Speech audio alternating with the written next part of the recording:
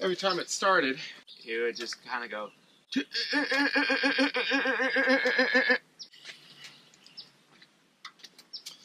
Alright, well, looks like it's more than just the battery.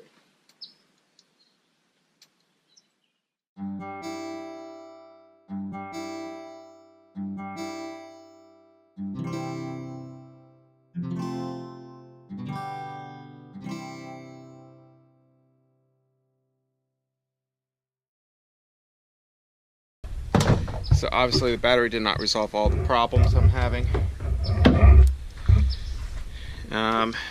My best guess is that it's probably something to do with maybe the fuel pump. So I'm probably going to start with that. At least now I know the battery, and it does sound better.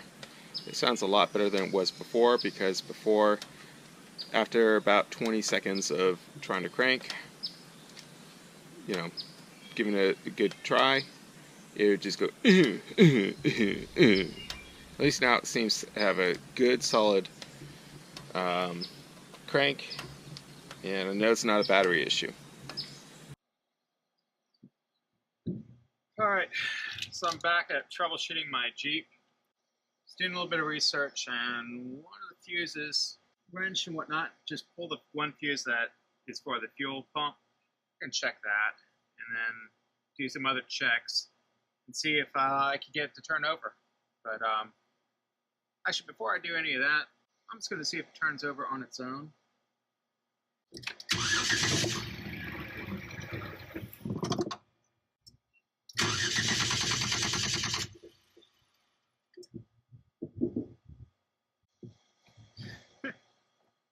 Alright, well, that was interesting.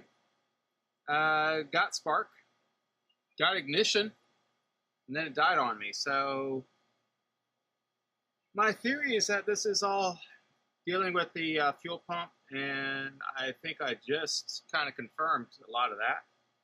Because, we'll see. I'm going to continue to kind of mess around with it.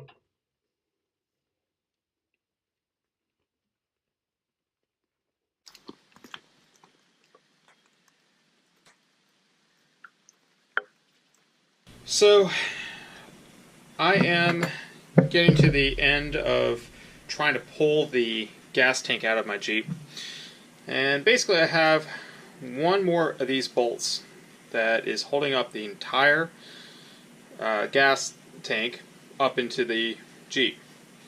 And I've been trying with everything from, I've got my electric impact driver, and I've been using this giant breaker bar, and neither one are getting this thing to move. So, and it's basically, it just seems to be stuck.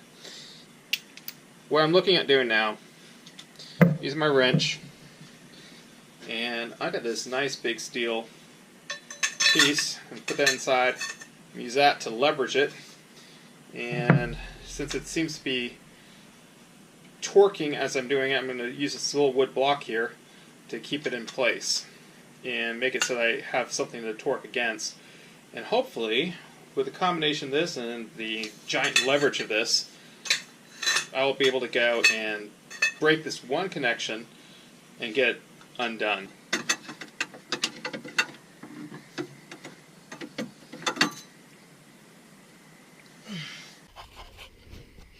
Alright, so this is the bolt that I'm talking about, and really, it's in there.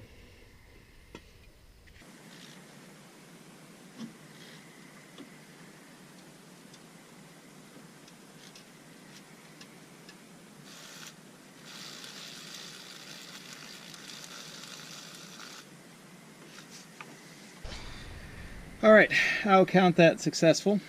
I'm not actually prepared to do the rest of the job tonight. And so I'm gonna pack up the rest because there's probably connections I need to undo, and from there I also just need to start messing around with the other aspects, which is actually getting the fuel pump out. But it was bothering me. I just needed to go and work on it and try and get it out. And I tried the few ideas that I did have. Gosh, these beetles are everywhere. They don't seem to be too smart either. Anyway, and like I said, it's bothering me. I got it out. I got it out the way that I needed to. All the parts are exposed that I'm going to need to be able to get exposed. So I'm going to clean up, pack up for tonight, and then tomorrow I'll probably work on it just briefly, see if I can, make a couple disconnections. If not, day after I'll actually finish up the project. So, but yeah, it's been a doozy, from diagnostics to actually doing the job. But I feel like I'm getting very, very close here, and hopefully I'll go and get Zombie Jeep back up and running again. Alright, so today, this is the most sun I've seen in about the last week. That being said, it still looks like there's a possibility of rain. I see heavy clouds. Today I'm hopefully finally going to be able to get my Jeep back up and running. I've got the gas tank free, and at this point I'm looking at fully lowering the gas tank and then removing the fuel pump, putting in the new one in. So hopefully that goes relatively smooth. These things are never really smooth, but I'm going to try my best.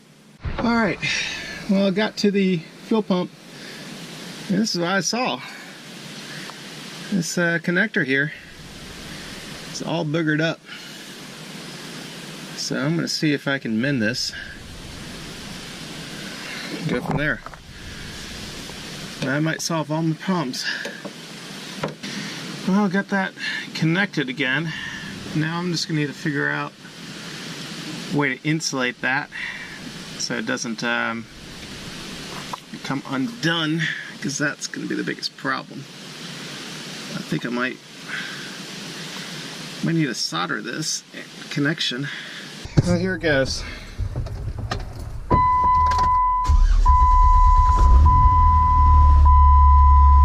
Voila!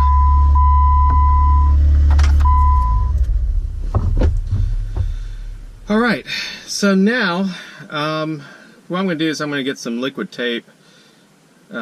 It's just basically it's electrical tape in a bottle, and I'm going to seal this up with that, and then I'll start the reassembly again. So looks like I don't need a fuel pump or anything else. That saves me quite a bit of money.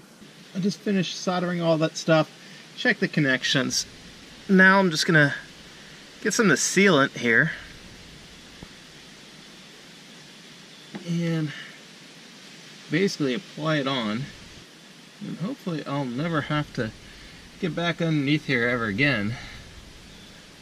And that's kind of what I'm trying to do, is make it so that these connections don't get undone or get exposed to the elements and corrode or anything like that, because there's not much connection left on these.